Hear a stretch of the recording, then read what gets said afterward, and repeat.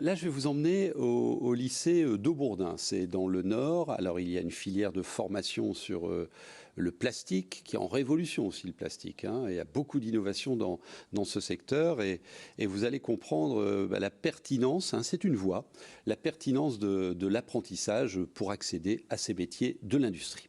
Tu veux que je commence à brider? Je peux commencer à brider, moi ça me dérange pas. Aria est l'une des rares filles en deuxième année de BTS de plasturgie au lycée polyvalent d'Aubourdin. Aujourd'hui, elle travaille sur une machine utilisée dans beaucoup d'usines. Elle fabrique un moule. En fait, en gros, le moule, c'est ça qui va servir à nous faire une pièce, en fait. Moi, je suis venue ici parce que j'ai vu qu'on pouvait faire de la conception, ce qui est intéressant. Moi, ce que j'avais fait normalement j'avais fait à peu près pendant mon bac. Le métier de l'industrie, c'était pas normalement un secteur que je connaissais.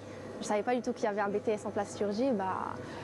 Du coup, j'ai appris à aimer et voilà quoi. Avant de produire un objet en plastique, il faut le concevoir. Il faut que tu sois à peu près dans le milieu. Avec Nathan, son camarade de classe, il conceptualise sur un logiciel un manche de parapluie commandé par une troupe de théâtre locale. Ça fait que il nous donne un projet pour de vrais clients à l'extérieur. Et au moins, quand on sortira du BTS ou quand on continuera nos études, etc., ça sera pas nouveau quoi. On aura déjà notre première expérience.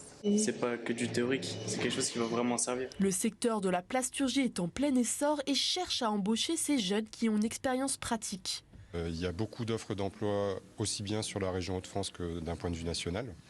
Sur le lycée Beaupré par exemple, on peut sortir avec un bac pro et avoir un emploi très facilement ou continuer ses études en BTS, voire même plus sur une école d'ingénieur après. Nathan part dans quelques temps en Roumanie pour son stage de fin d'études. Myria, quant à elle, reste dans la région des Hauts-de-France qui compte 330 entreprises spécialisées dans la plasturgie. Et si ça ne vous donne pas envie, franchement, je n'y comprends plus rien.